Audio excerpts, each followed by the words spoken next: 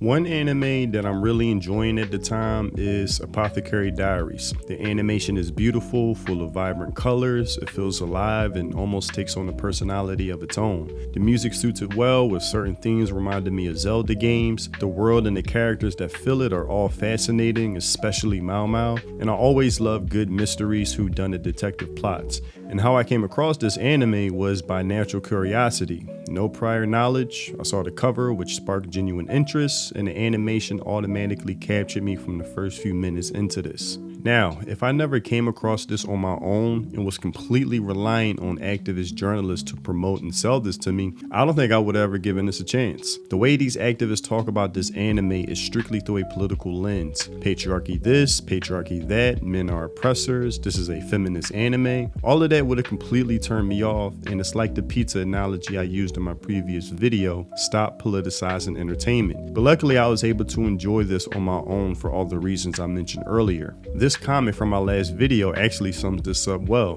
how activist framing will make you turned off from something you enjoyed without it. This article reminds me of that one short that compared women from Studio Ghibli to other anime women, and the comments made me mad. It actually made me resent Ghibli movies for a moment, even though I love them, and I know exactly what they mean by with this article. The Apothecary Diaries narrowly saves Mama from being an average pick-me girl. And already, I know the type of person behind this article, the kind of mind that has plagued all aspects of entertainment, allowed to operate with free reign, leading to a huge blow in the idea of escapism. Fans expected Mama from the Apothecary Diaries to be a typical pick-me girl, but Natsu Hyuga has perfectly subverted that trope and made her a role model. Quick side note, I really hate this framing that a woman character is only worthy of a role model or valuable if she exhibits manly traits, has a masculine temperament, or just imitating a man flat out. As I said before, that does a disservice to characters who are fully in their feminine womanhood. Characters like Kuronuma from Kimi Todoki, Mio from My Happy Marriage, Sylphie from Jobless, etc. Women characters who were bullied in their early lives but still maintained their femininity, soft-spoken disposition, and didn't let such bullying masculinize them. I would say there's more strength in not letting the core of who you are be changed or compromised because so.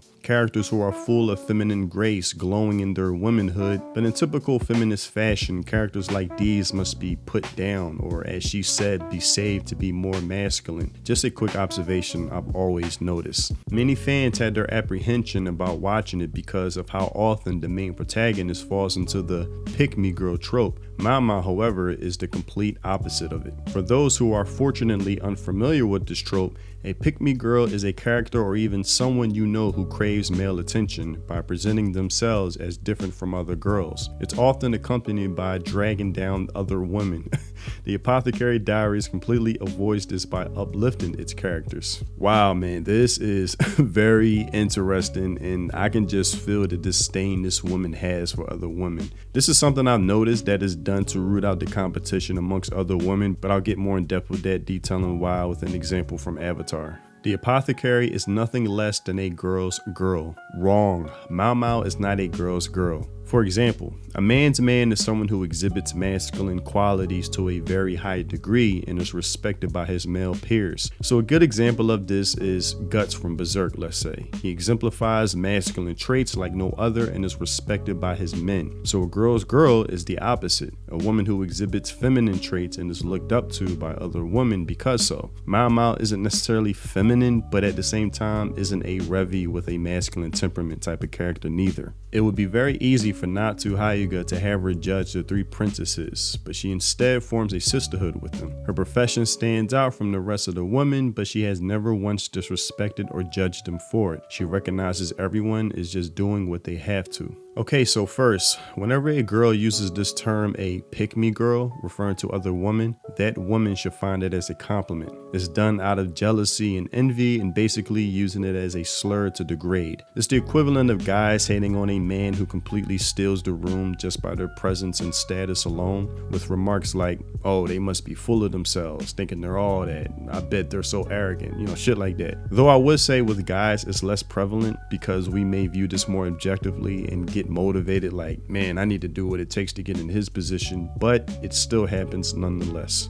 Second, her definition of a pick-me girl is wrong. Saying to someone who craves male attention by presenting themselves different from other women is not a pick-me girl. A pick-me girl is someone who guys find attractive through feminine qualities and traits, a sweet and pleasant personality to be around, even feminine clothing like a sundress, long hair. Something as simple as a pretty smile even goes a long way. The thing is, these traits are so few and far between nowadays that they easily stand out when a woman does exude femininity, making them like a rare gem, diamond in the rough, attracting men in masses.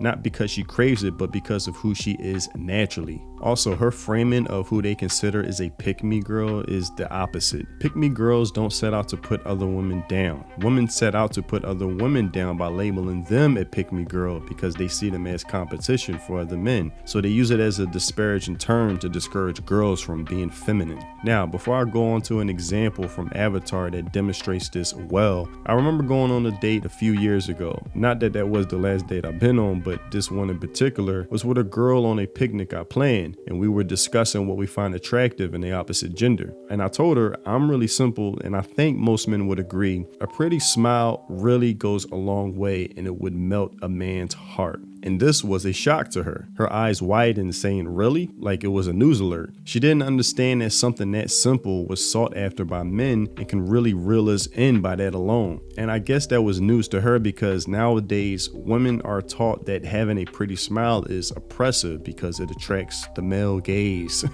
And it's a huge shame because it's like women are being conditioned to adopt characteristics opposite of what men like. But that's a whole nother conversation. I just thought I'd bring this date up as an example of someone finding a pretty smile to be surprising that men are actually attracted to. But on to the Avatar example. All right, so this episode of Avatar, The Beach in season 3 with Azula, Ty Lee, Zuko, and Mai, I think this perfectly exemplifies Azula and Ty Lee's dynamic when somebody gets jealous, or not when somebody, when a woman gets jealous of one girl who's basically getting all the attention from the men for being basically feminine, and Azula, who's this kind of masculine, not getting any of the attention, though she's desperately trying to seek it out.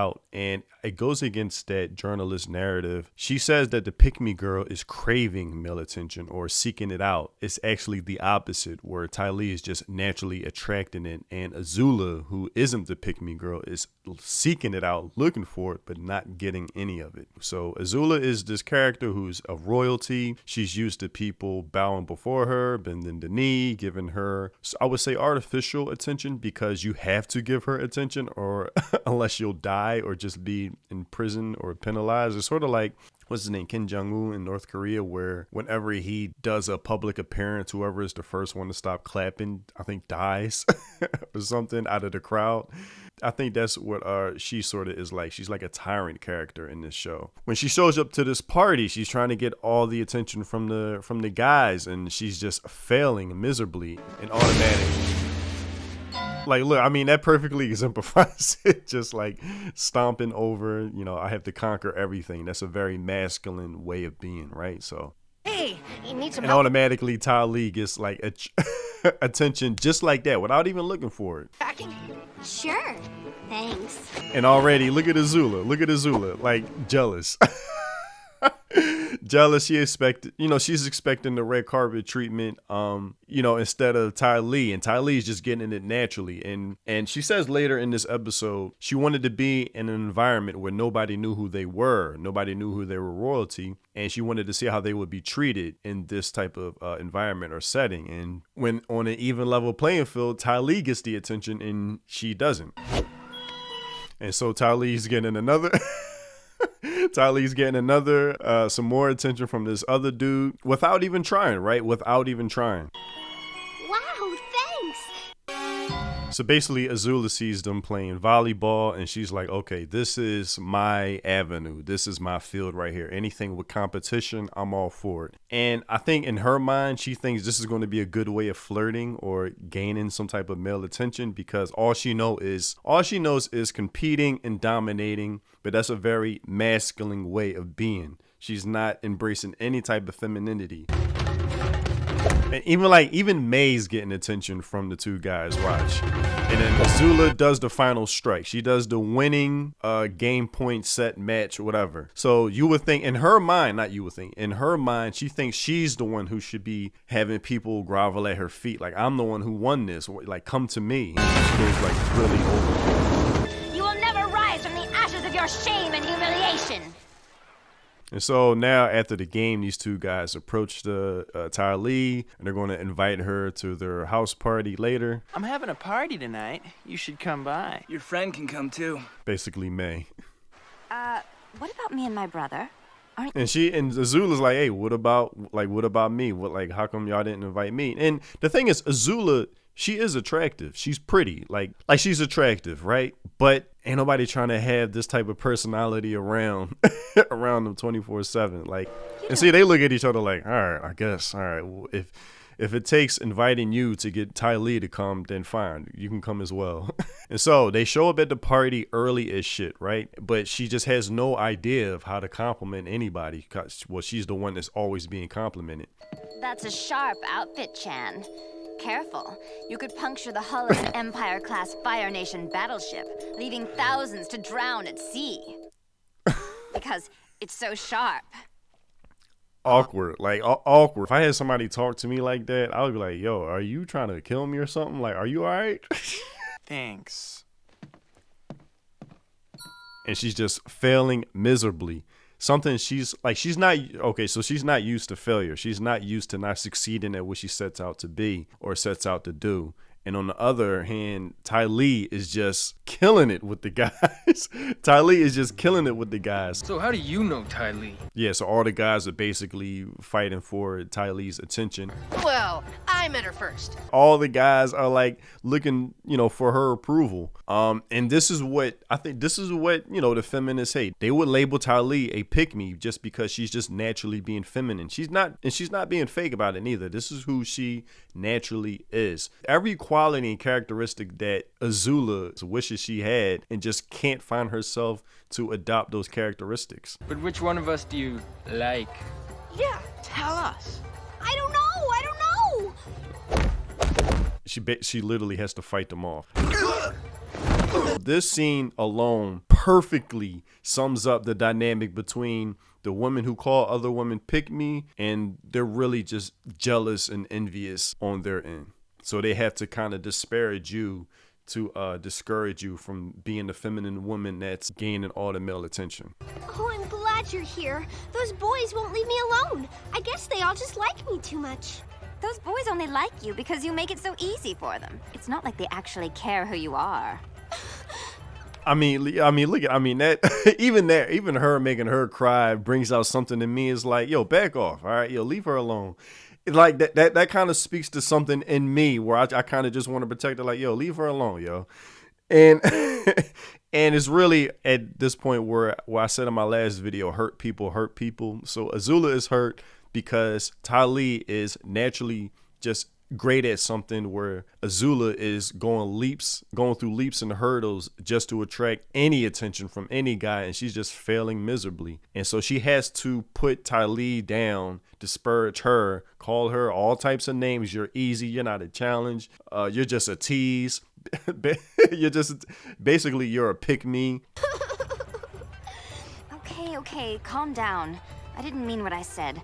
Look, maybe I just said it because I was a little... And here it is. Like, here it is. This is why Avatar is such a good show, because it captures so many aspects of humanity: men, women, power, the chosen one, the hero's journey, different characters. Like it captures so much, man.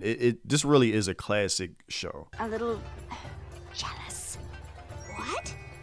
This is the type of person where they say who Azula is, where they say they hate fan service or attractive women in media is considered sexist, is considered, violence against women. Just having an attractive character, I really believe it stems from a place of jealousy and envy. And they're like the Azula in real life. At least Azula is attractive, but these are probably women who are like really not attractive. They look at these characters in these, these fictional worlds and see them as like, no, they're attracting the male gaze, and I can't attract it. So I can't allow, you know, these characters to exist that naturally attract the male gaze. This is the perfect dynamic or the perfect representation of these types of activist-minded people. But for some reason, when I meet boys, they act as if I'm going to do something horrible to them. Yes. And yo, and that's such a, yeah, man, like it's basically Azula is the girl boss. Ain't no man, like, yeah, a man will take anything. Like, a guy will take anything for the most part. Like, that's just how guys are, where women are more selective. But guys aren't attracted to girl bosses. Like, preferably a guy would prefer a Ty Lee over an Azula. Maybe if a guy's on some, like, man, I want to conquer that masculine, you know, personality. I want to kind of, you know, get her to be feminine. Like, they see it as a challenge in that way, but not on a long-term basis. Not on some, you know, maybe for like a one-night stand, but not on some long-term, this is somebody who I want to be around 24/7. I don't, you know, nobody wants to be around that girl boss mentality 24/7 where Ty Lee is, you know, somebody you wouldn't mind being around. She has a pleasant, bright personality to be around. If you want a boy to like you, just look at him and smile a lot and laugh at everything he says, even if it's not funny. Well, that sounds really shallow and stupid. Let's try it. I think this episode particularly sums up or demonstrates the activist versus the considered pick-me girl. I'm doing like air quotes here. Azula is the journalist, and Ty Lee is what every journalist and activist hates, a feminine woman. And the more rare it is, like a rare gem or diamond in the rough, especially nowadays, but where I'm from, where I work at, it's just one girl that shows up at my job where she's a customer. And whenever she shows up, she's beautiful, just exuding femininity with it. She always shows up with a bright smile. I mean, I could be having a bad day, very busy, because I work at a very physically demanding job. And whenever she shows up, she just makes my day better just by saying, you know, coming by to say, hey, so I'm not going to say my name, but hey, so-and-so. And I'm like, hey, how you doing? And we'll have a good conversation. She's so easy to talk to. She's very soft-spoken and just feminine, like throughout, in and out. And whenever she walks in, it's like Amanda Becker in Not Another Teen Movie. Everybody's just like looking at her like, whoa. But all right, yo, back to the video. I think this perfectly sums up and demonstrates what this article is getting at. But back to the article. In a patriarchal society where it's rigged against women, they do what they have to do so they don't drag each other down. They uplift each other. This is another indicator you're dealing with an activist. The mentioning of the patriarchy is so politically charged nowadays, you know what to expect with whomever brings it up. Saying it's rigged against women is such a gross mischaracterization of this anime. First of all, while fictional, this world is also meant to reflect feudal Japan, when both sexes were limited to their biology. Men resorted to hard manual labor, conscripted into war with no say, and a lot of women resorted to courtesan work because of their beauty. But it wasn't like the movie Taken, where these girls are drugged up working in filthy back alley rooms or something. Courtesans was a position that was highly sought after by women, willingly engaging with a contract, not something you're dragged into by your hair pleading for help. And from what they say, most of the time, sex wasn't even involved. The courtesans would just be playing Japanese chess, I think it's shogi or something, or having a high-class drink with the men, because their presence alone was considered a privilege to be in. And I'm sure the men would have appreciated not to be eunuchs with their junk cut off.